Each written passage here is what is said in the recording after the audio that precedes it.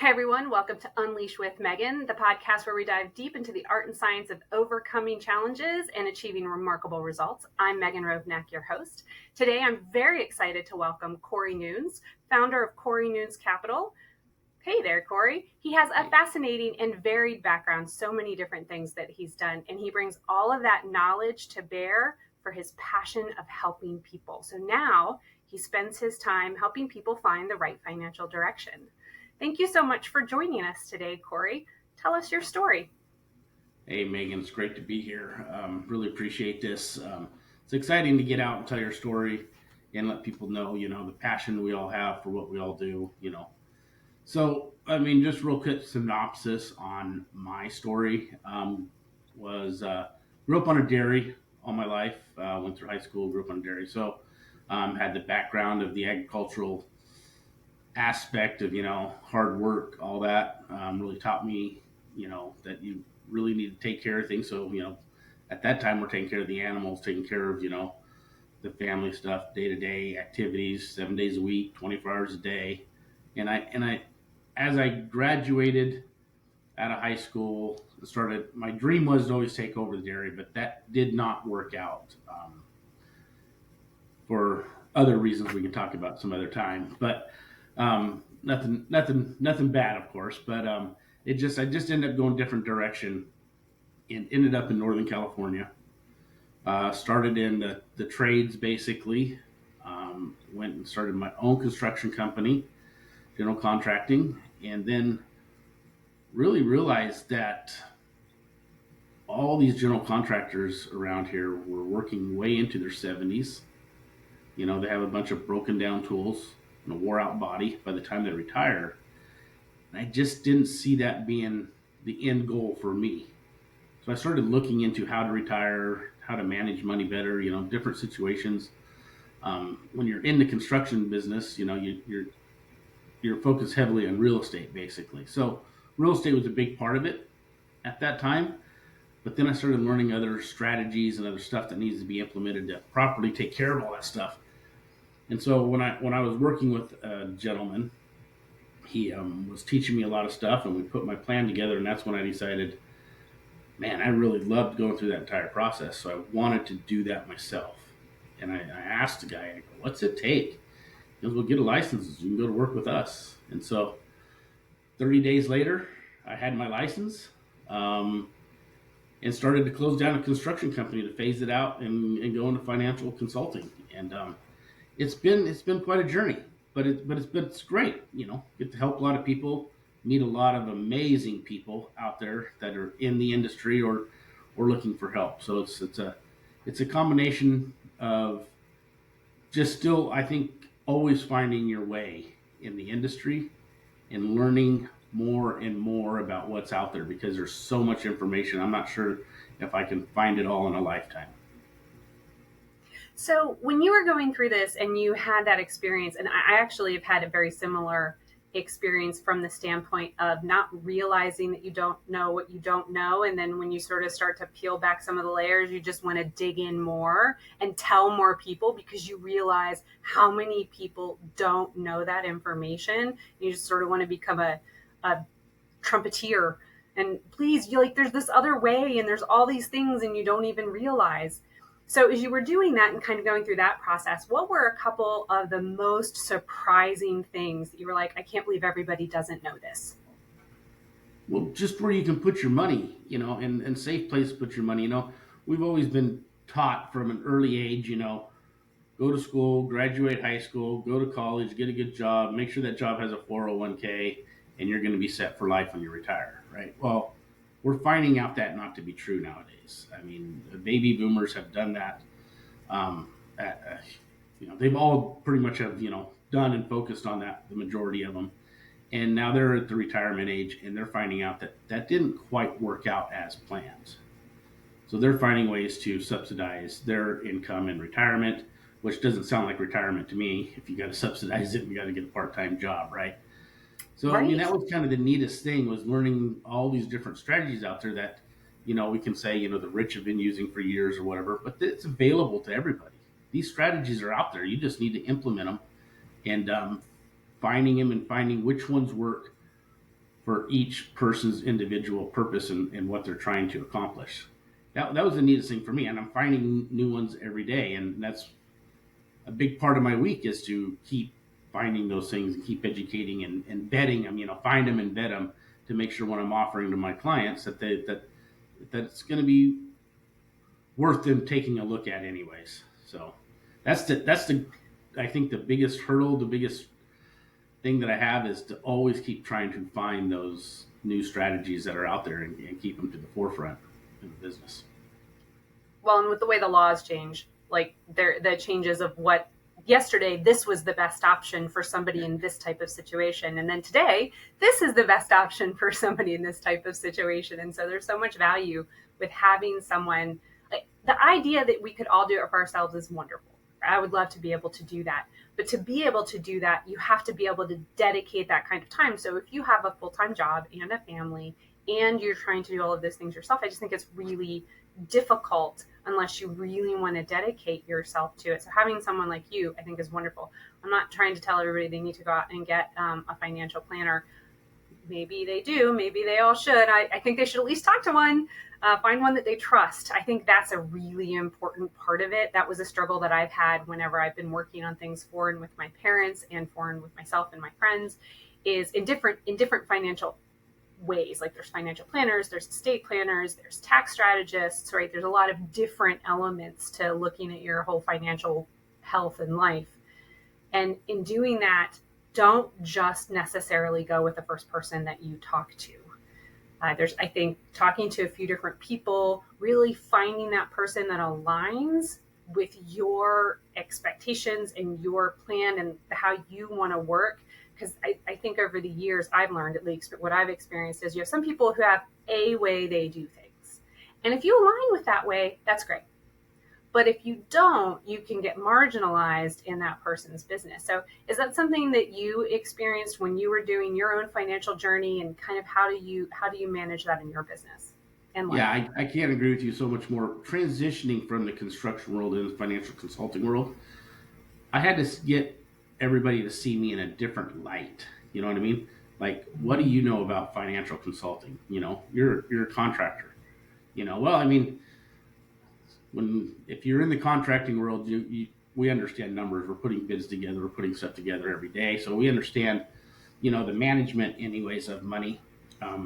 As far as the savings part, I'm not saying we were the best at it. So that was the whole thing, learning from being a contractor to the other side and getting them people to see me as now the financial consultant is a challenge, and probably is going to be a challenge for a lot longer, even. I mean, just for the people that know you.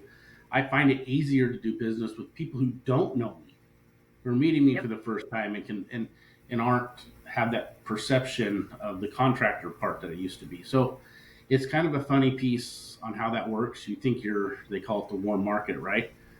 Well, I think your old market sometimes is your frozen market because they see you in a different light.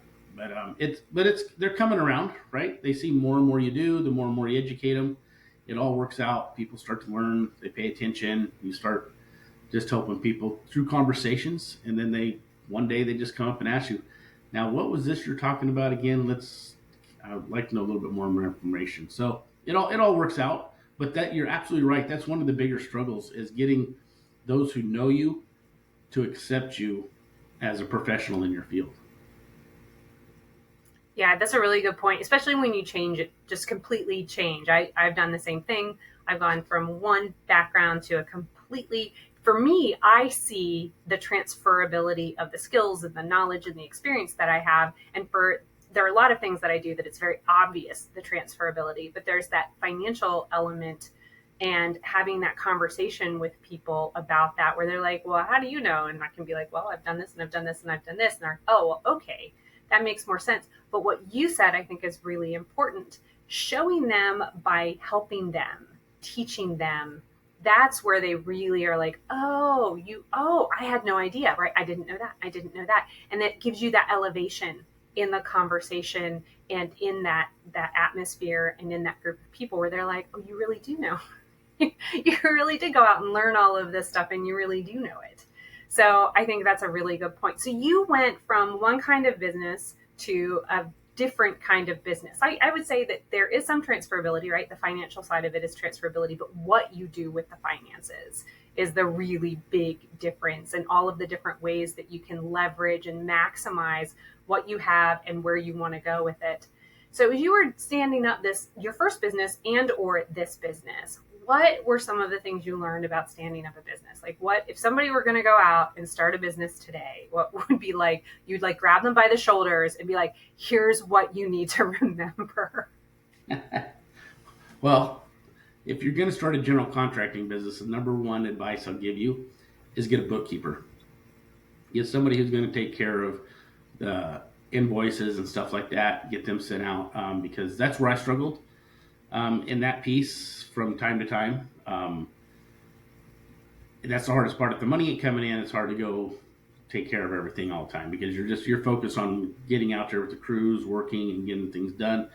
And then when you get home late at night, you're putting bids together, and you're like, oh, I'll just take care of the bills tomorrow. I'll take care of the bills tomorrow, and you're not sending out the invoices to even pay the bills. So if you're going to be a general contractor, don't make that mistake. That caused me a lot of headache, and it did cost me a lot of money when you start getting, I didn't pay that bill on time, so now you got $10 charge here, 10 late charges there. It just happens.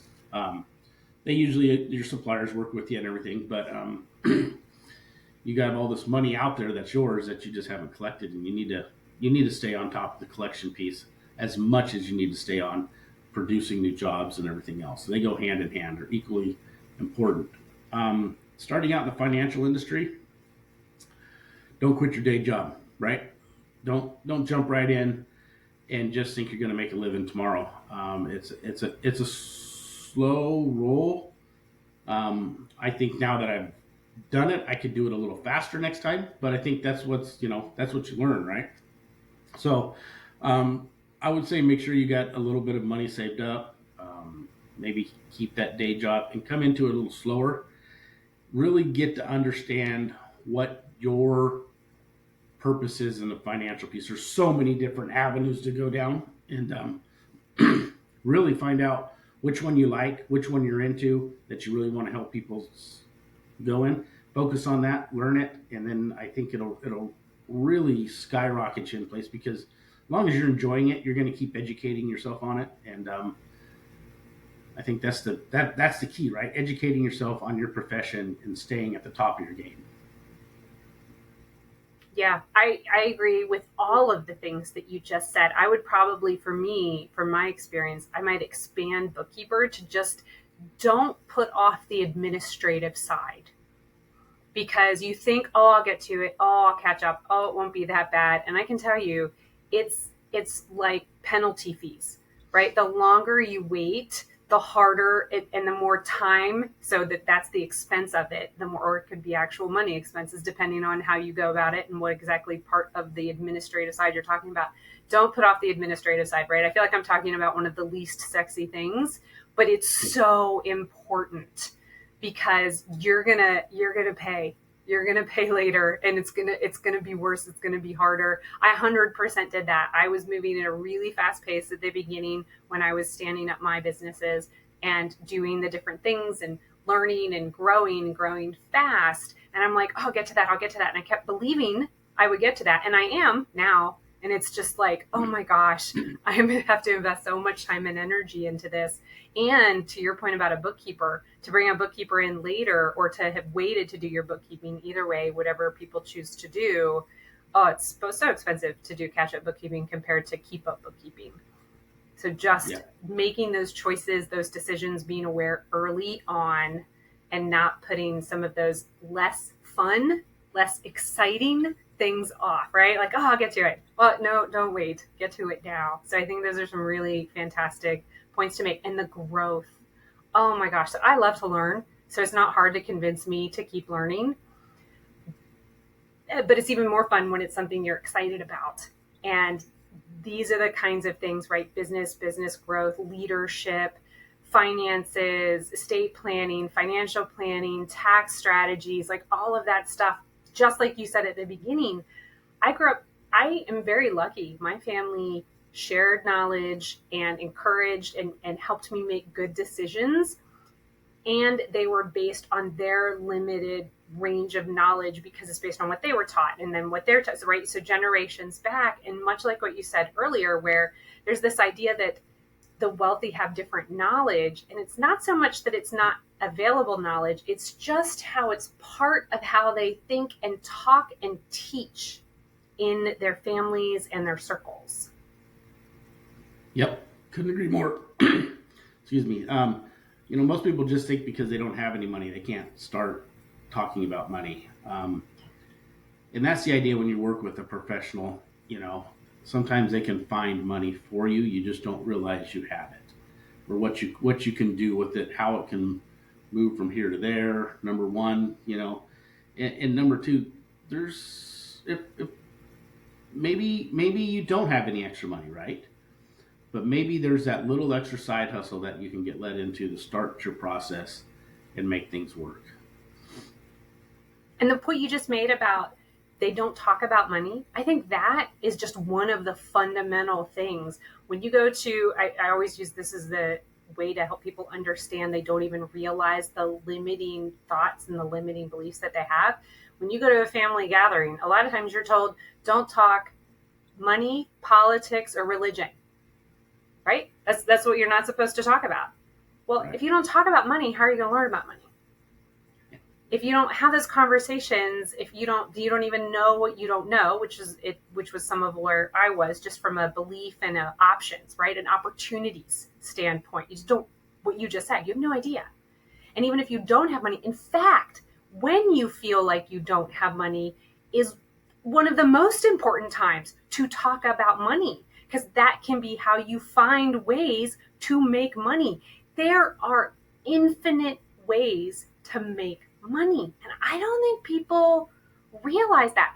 And things that slow people down are pride and ego and I'm too good for this or whatever. There are so many jobs available, and you don't want to have a job, you don't want to work for somebody else, then hold up a sign and get yourself so that people want to watch you on social media. Who's the guy that had the sign who was like, buy me a beer, and put his Cash App or something like that? And he made hundreds of thousands of dollars. And it's just because they showed his sign at a ball game, some sporting event.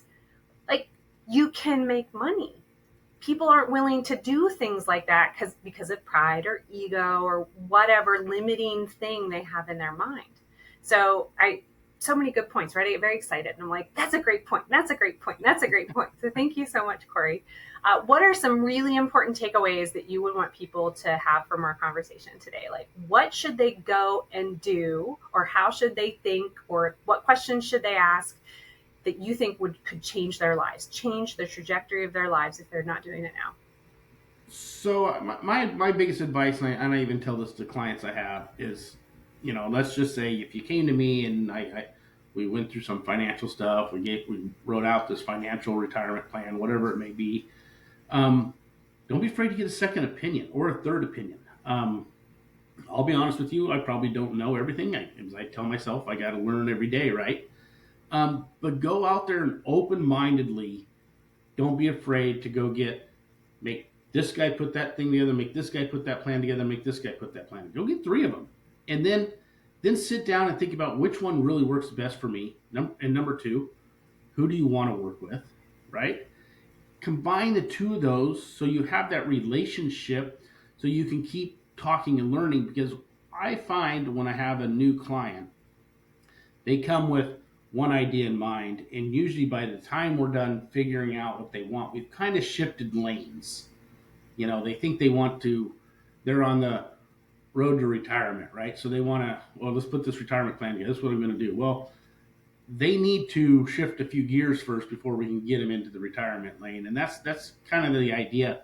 Some advisors, consultants, will just sell you what you want as soon as you walk in the door.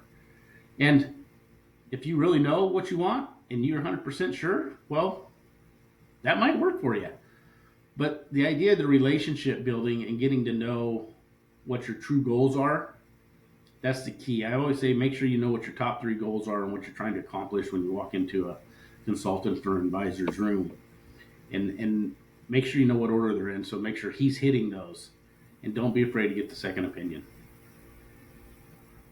Yeah, you're 100% correct. So thank you. That is fantastic advice. So I have kind of my three takeaways from all of the stuff that you talked about. So thank you. Mine for what I came back with. Number one, never stop learning and growing. Number two, do your research, which to me means get a second, a third opinion. I think you should do that. It's just like you would get three bids on work you would have done in your house. Like I was always raised with get the three bids. I do Yep. the same kind of thing with finances. Medical is another place. Like get the second opinion. If it's going to be a significant medical, then get the second opinion. So I think that's great advice. And then don't put off the boring work. That's obviously one that means a lot to me because I talked about it after you mentioned it. So I think that's one that people can aren't just easily they put off. So that's I think that's advice that could change somebody's life. If they even pick any one of those things, it can Yeah. completely change their life. Dedicate something, pick one of those, do all of them is even better, but pick one of those things and make that decision and take that action today. And it really can. Like 1% change in your life today means you're in a completely different place 1 year, 5 years, 10 years from now. And sometimes it's hard to see it because it feels like such a small change at the beginning, but I would certainly encourage people to do that. Any final thoughts for everyone before we wrap up today? Oh, my final thought would be the second opinion. I'm a big believer in the second opinion. I love the second opinion. Go get the second opinion. That's my so I can't stress it enough because when I find clients that just aren't getting second opinions and you catch them later in life, I wish they would have done a second opinion. Maybe they would have found something better. Who knows? That's perfect. So go get the second opinion. Thank you so much for joining us today on Unleash with Megan. Cory, thank you so much. And as always, I hope you have a magnificent day.